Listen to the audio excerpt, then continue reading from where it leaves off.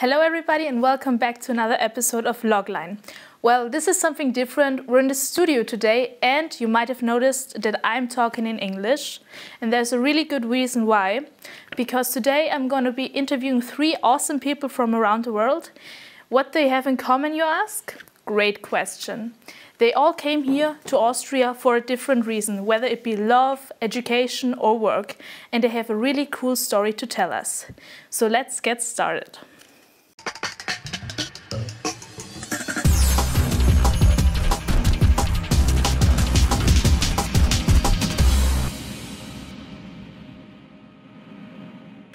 My first guest today is Johnny Baijin. He is from New Zealand, which is literally across the world from Austria.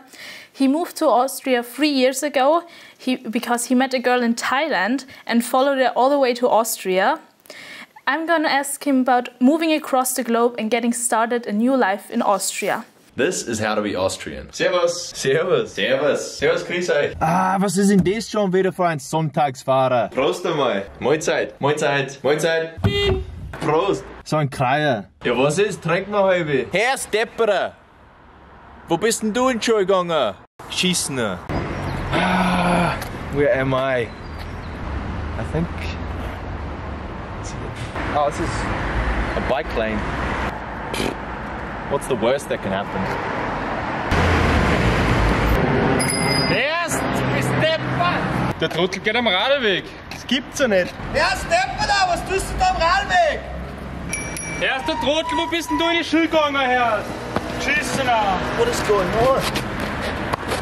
Hi Johnny, how are you? What's up? Hi. Happy to be here, thanks. You're welcome. So, I just said you met your girlfriend in Thailand. How did that happen? Thailand is actually the wrong country. It's in Cambodia. Okay. But I mean, all the same kind of region, right? Now, I left New Zealand in 2021. I just wanted to leave, to be honest. I just graduated, and I was like, I just have to get out of New Zealand. All I've seen is New Zealand. There's a whole world out there, so I thought I have to go to Asia. So I flew to Thailand first, actually. That was with my friend. And my friend left me just before I moved to Cambodia. In Cambodia, my friend left me and I met an Austrian girl. And it was kind of like a travel friendship for a few weeks. And then at the end of those few weeks, I guess, I don't know, we both had fallen in love. It sounds cringe, but it's true, I guess. And then I continued traveling, but I missed her so much. So I said like, hey, I'm coming to Austria to visit you. And then that's what happened. I booked a flight, one-way flight to Vienna, caught the train to Neumacht-Kirstendorf, missed the stop because I'm an idiot. And then I went all the way to the city and her friend picked me up and yeah, came to the Hauptbahnhof. Okay. Scary, yeah.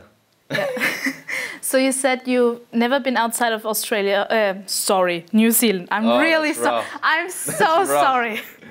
I'm okay. So sorry. So you've never been to Austria or Europe, any other country before? Nah, well, definitely not Europe. Europe was so far for us, I can say, like me and my friends. I remember when I was in school, me and my friend, my mate Tim, we'd always say to each other, as a joke, because we loved hardstyle at that point, and Europe like had a good music scene and some good festivals, and we always said, "Oh, bro, when we get older, we're gonna move to Europe and get a girlfriend." And it's crazy because I actually ended up, I didn't plan it, but it just happened. Yeah. Yeah, that's great. So, are you planning to move? Have you been back to New Zealand since moving to Austria? Once, yes, for a month. Oh, okay. So, and do you want to stay in Austria forever? Yeah, it's a good question.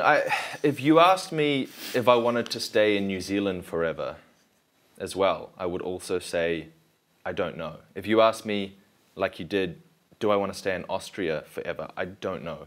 I love both countries, but I have a problem with staying in one space for too long at this age. Maybe that changes, but for now, I love it here, I'm happy here, but if one day I miss my mum and dad and my sister and I want to go to New Zealand, then I don't want to let anything stop me from doing that.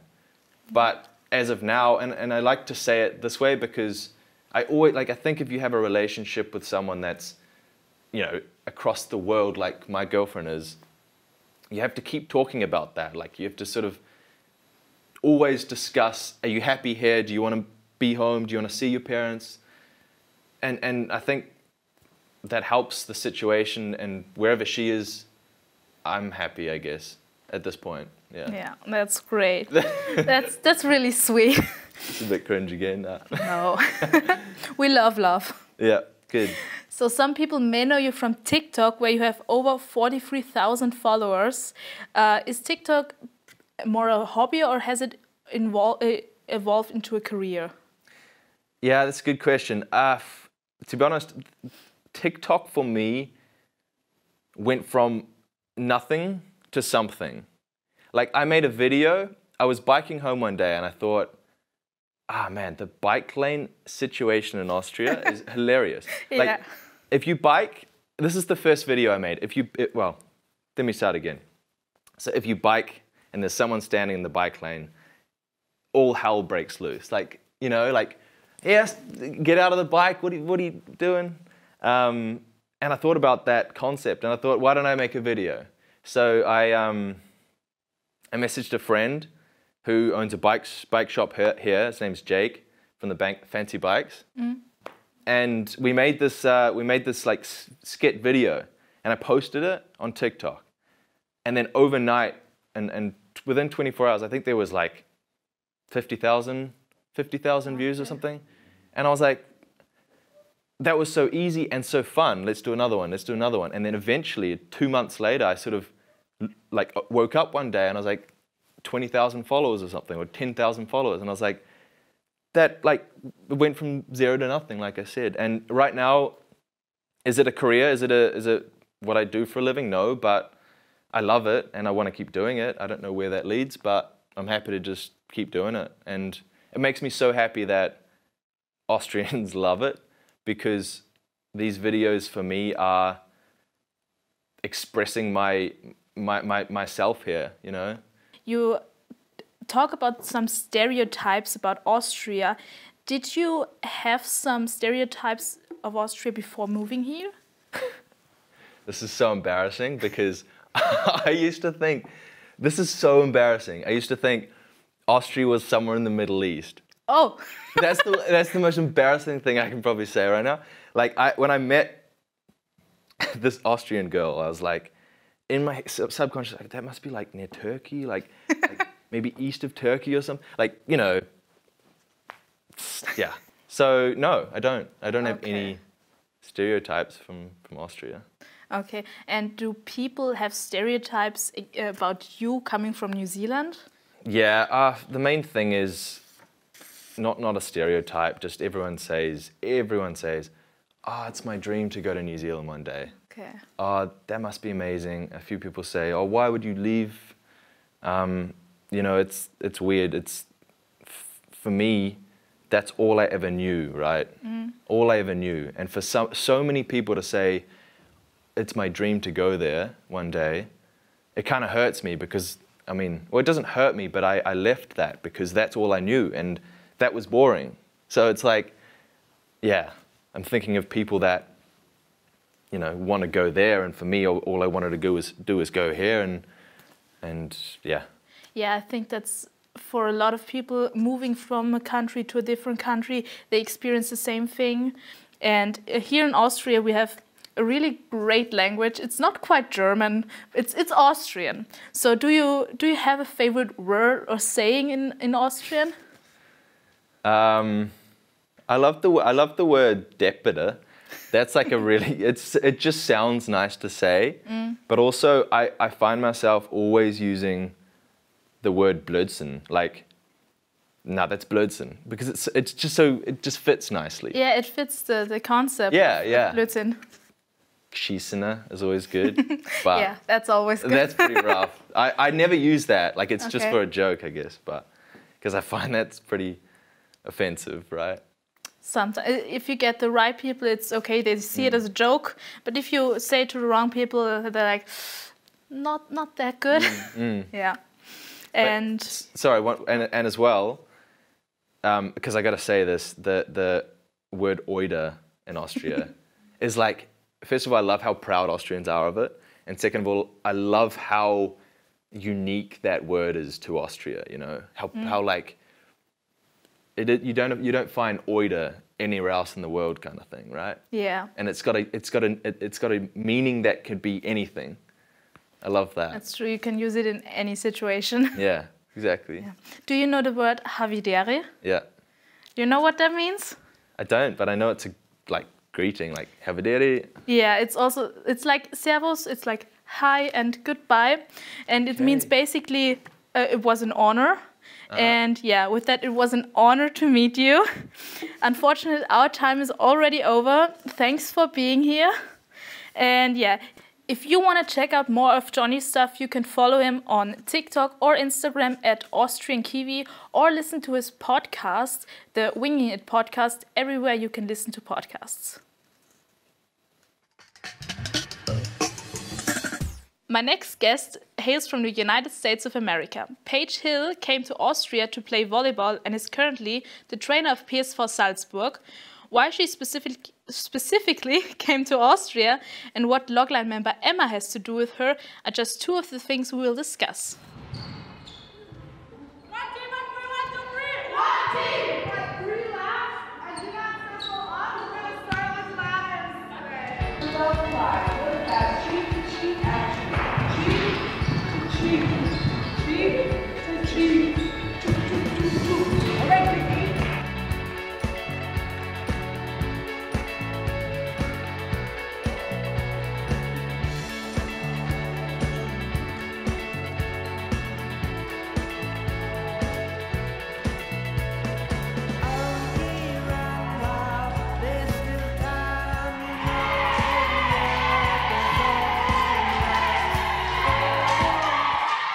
Paige, how's it going? Hi, it's going well. How are you doing? I'm fine, thanks. Very good. So when Austrians think of the US, we mostly think of New York, Los Angeles, San Francisco. Which part of the country do you come from? So I'm from Ohio, which isn't one of the coolest states. When you think of the United States, it's pretty flat, a lot of cornfields. But I always say our claim to fame is LeBron James. Oh. If you follow sports. Yeah. Some bits and pieces, yeah. So is it like, did you grow up in a stereotypical town you would see in a movie, like in a Hollywood movie? Yeah, actually. The suburbs area, so where you see all of the houses one after the other with the green front yard and the school bus driving through the neighborhood and everything. Yeah, that's where I grew up. Okay.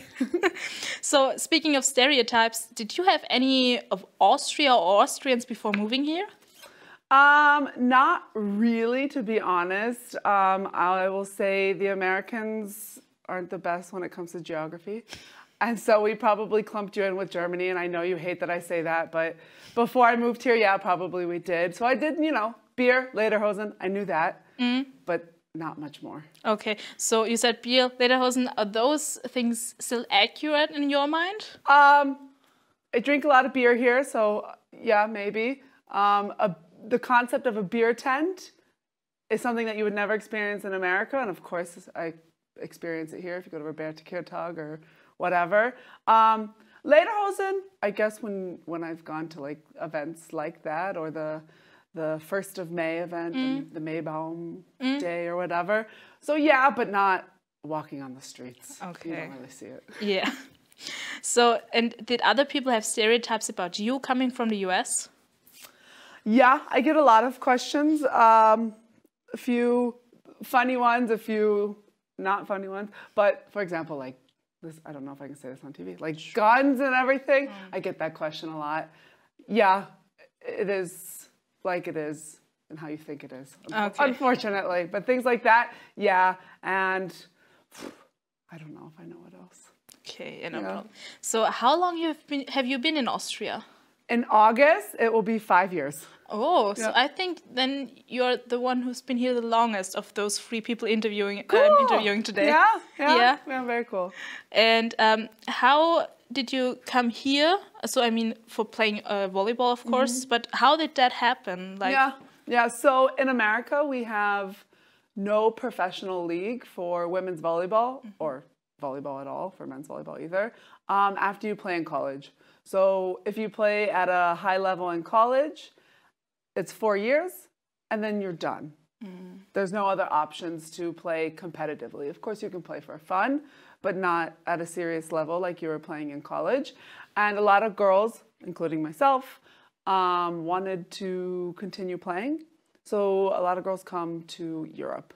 And so you go through the process of getting an agent, and the agent kind of speaks to clubs all around the EU. Also, some girls go to places like the Philippines and such. And yeah, so I followed that process, got an agent, and my agent somehow connected me with PSV. So have you been to Austria or Europe in general before this all? Yeah, so I've been to Europe a few times before. I came once with my volleyball team from college. So it's normal for universities to do a Europe trip with their team. So my university team from America came and played against clubs, which I played at here, PSV. So we traveled to a few places like Prague and Krakow and Berlin as well.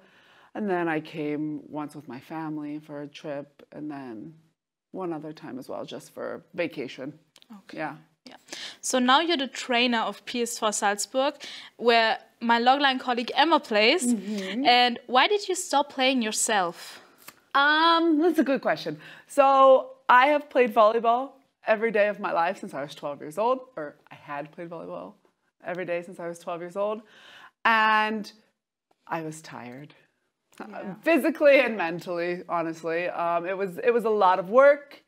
I felt like I played at my best level, so I didn't have any other goals to reach, I guess. I was playing and performing my best. And then I thought, I think it's time for me to start working, get a job. I finished my master's degree, so I thought, yeah, I'm ready for a new chapter in my life, I guess. Okay. Yeah, you said get a job. So volleyball is not your main occupation. Do you have something like a day job, let's call it? Yes, I do have a day job, a 9 to 5. It's not exactly a 9 to 5, but yeah, I'm an English trainer. So I work for a company called Inspire, and we teach any language. Obviously, I teach English and nothing else, to other companies. So companies who work internationally and need language training. So we provide those services to them. Okay, that's interesting. So, and speaking of language, do you have a favorite Austrian word or saying? Oida. I think Oida is funny, and I think it just, you can use it whenever you want. And I don't know if I use it correctly, but you know, Oida. Throw your hands I don't up. think there's a wrong way to use it. Right, that's why I like it, because then I feel like I use it correctly whenever I use it. If I throw my hands in the air and I say it, I feel like it's a good word. So, and you're mostly in Salzburg. Have you been traveling around Europe and Austria since you've been here? Yeah. Since I was with volleyball, we always played in all the different cities. So I guess if you can call going to play games, traveling, I've done that. But I've also just done it on my own in my free time. My boyfriend is actually from Vienna, so we've been to Vienna lots of times. I have a few friends in Innsbruck, so I've been there to visit them. A few friends in Graz, and then just around to maybe your typical American going to Europe places like you know, Munich, Berlin, Prague, all of the big places. cities. The big cities, yeah. And do you have a favorite place outside of Austria where you like to go on holidays or? Bernie's my boyfriend. I hope he's okay with me giving his name out on on TV. If we take a trip together, we go to Croatia, which I think is really, really pretty and really, really nice. I'm not like the most beachy person, but for a little vacation, I really, really like it and I enjoy it. Oh, yeah. Hopefully the summer is coming soon. I know, I can't wait. I need the warm weather. Yeah, me too. Yeah. So, yeah, that's it. I don't have any further questions for you, unfortunately. Oh, man. Thank you for coming, though. It was really nice having you. Well, thank you for having me. It's really cool. The setup and everything. What you guys do is awesome. Yeah. And if you want to support PSV Salzburg, just search them everywhere. Come to the play games. Be part of the fan club. Let's go PSV! Woo, PSV! My last guest today is John Parnell. He was born in the UK and raised in Canada. A few years ago he moved to Austria, and why he moved here and how he became the quiz master at a local bar are just two of the things we will talk about. Hello, grüß Gott, servus. It's the only place I've ever been to where when you walk past each other on the street, you greet one another with a Harry Potter reference. Severus. In fact, when I first arrived, I thought, I don't need to learn German. I can just get by with Harry Potter terminology. One of the first days I was here, I had to set up my bank account. So I went to a bank, and I walked in, I was like, this is a bank, and I said, Gringotts. And they replied, Grüßgott? Doesn't always work, though. It doesn't always work. Okay, I was running out of words. At some point, I wanted someone to pass me the salt for lunch, and I didn't know the word for salt. I said, Voldemort. Kannst du bitte mir das Voldemort geben? Nein, kein Voldemort. Kein Voldemort, yeah. Hi John, how are you doing? Good, yeah, how are you? Fine, thanks. So, what part of Canada are you from? Good, so I grew up in a small town called Cochrane, which is in the province of Alberta. Okay. But then I went to university in Vancouver. And Vancouver's, in Canada language, is not too far away from my hometown. Okay. Sometimes I say Vancouver. I mean, it's 1,000 kilometers, but... Yeah, but it's a big country, so 1,000 kilometers is not that much. It's not too much, yeah, it's not too much. So tell me, John, why did you come to Austria? Yeah, so I wanted to do a master's degree. And I'd done some German learning before coming to Austria, and I wanted to learn a second language. I was like, if I'm going to learn a second language, German would be my best shot at it. And if I want to do a master's, I knew I wanted to do a master's in a different topic than my bachelor's. So my bachelor's was in physics, but my master's I wanted to do in philosophy, which is a bit of a transition. And it just happens to be the case that the University of Salzburg has a few professors that are really into the philosophy of physics. And so it's appropriate for me as a physics background to then transition with these professors to the philosophy of physics.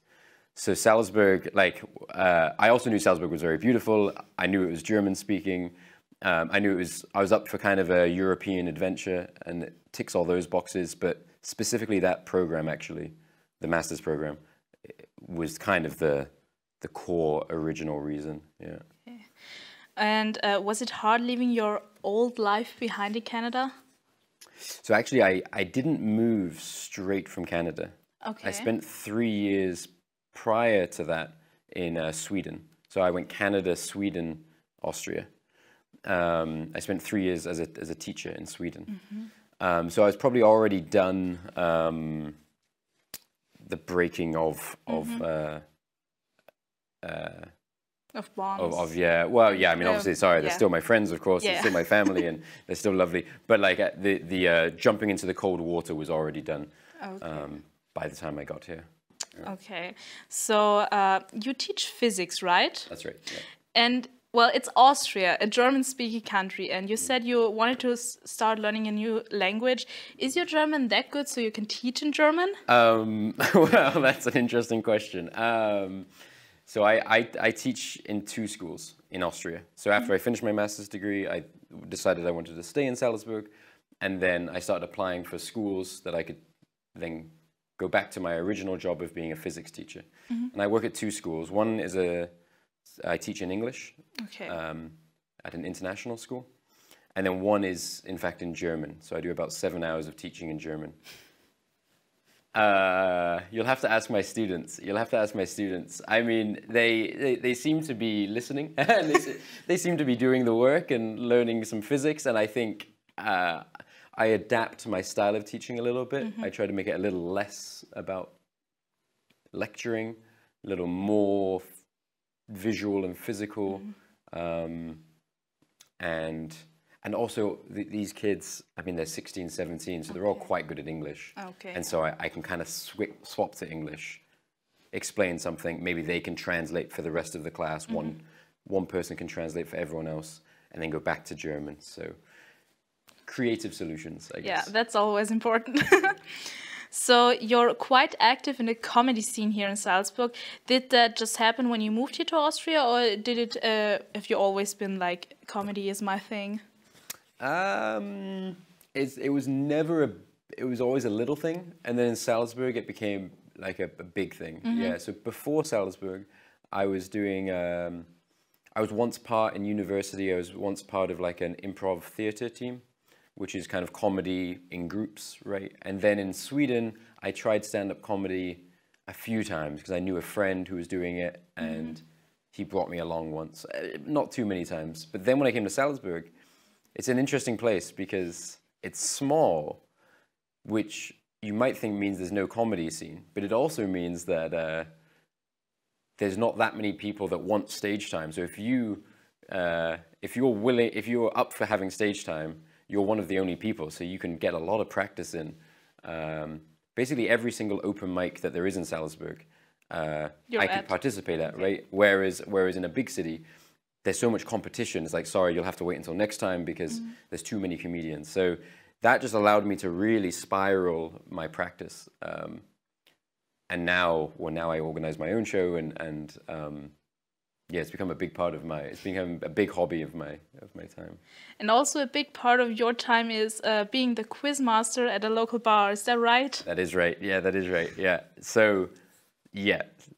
So I've always liked trivia quizzes. It's a very English thing. Pub quizzes, or English language thing. Like in Vancouver, you could go to pub quizzes every day of the week in Vancouver. In fact, there's competitions between which pub quiz you go to. There's so many, and I think it's even bigger in like the UK. And I've always thought it would be fun to host one. I like coming up with clever games or little fun competitions. Has always been. I'm big on board games as well, which is the same kind of feeling. And I was just so lucky to meet the owner of a new bar, basically by coincidence, by luck, a castle. And I said, I'd organize a pub quiz if you're up for it. And she said, yeah, go for it. And now we just do that about twice a month. Depends on the schedule, but we do it about twice a month. Okay. So let's change the subject a bit and talk stereotypes. So did you have some stereotypes about Austrians before coming here? You know, so I don't know if you're going to like this, but well, you know, often coming from Canada specifically, we always get mixed up with Americans. In fact, some people think Canada is just a part of America, or USA, I mean. And that same kind of relationship from the outside looking in can be said about Austria and Germany. In many, Austria is to Germany as Canada is to USA. And so I didn't know much about it, but I kind of had a feeling that they are probably desperate to make clear that they are in fact not German. They love emphasizing, I've noticed that Austrians love emphasizing how much funnier they are or chill or inefficient. That was kind of my only big stereotype. Okay, so I have here 3 stereotypes about Canadians. Okay. And you have to tell me if they apply to you. Okay. So you speak French. Yeah, no, I don't. Not a word, not a word. Okay. Yeah, not a word. Yeah. Okay. Some French people do. I mean, sorry, some Canadians do, of course. There's a whole part of the country which sometimes don't even speak English. So, okay. Right? There's definitely parts of Canada you can go where if you don't speak French, you'll really struggle to get around. but I'm from the other part, and there's not that much cross learning, unfortunately. Okay. The second thing I have here, you say a lot. Yeah. So I think I've dialed down now that I've been out of Canada for close to 6 years. It's dialed down, but if I go back to Canada, it really does pick up. Yeah. Okay. I actually used to say a all the time. It's gone down now. But, okay. Yeah.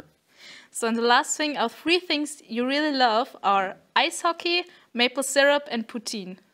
Yeah, good. I'm not into ice hockey. Okay. I'm not into ice. I've been to some games, and when my team, which would be the Calgary Flames, when they go far into the playoffs, suddenly I'll check the score. But you wouldn't catch me watching a whole game. I'll just yeah. As for the maple syrup, yes, yeah, it's delicious maple syrup, yeah. And then the third one was poutine. Yeah, poutine is very good. Yeah, poutine is very good. Yeah. Okay. So I'm 2 out of 3. Yeah. And lastly, do you have a favorite Austrian word or saying? Specifically Austrian. Well, German counts, kind of. Okay. You've got me. You've got me.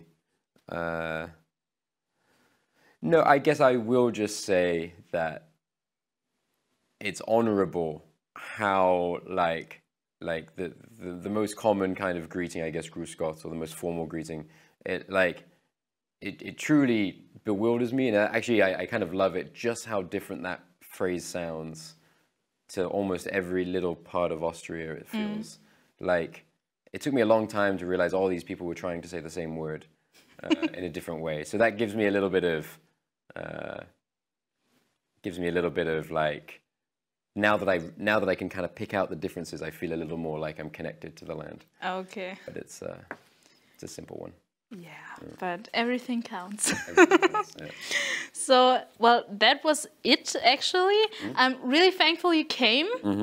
And if you want to know when John's next show is, you can follow him on john.parnell on Instagram. And maybe you will see each other, because I'm really often at his shows and at the trivia quizzes. So, see you there. Well, that's it for this episode of Logline. Let us know if you liked it and if we should do something like this again. And follow us on Instagram at logline.tv. And also follow our guests. We will put their social media handles in the end card. And we'll see you guys very soon. Bye!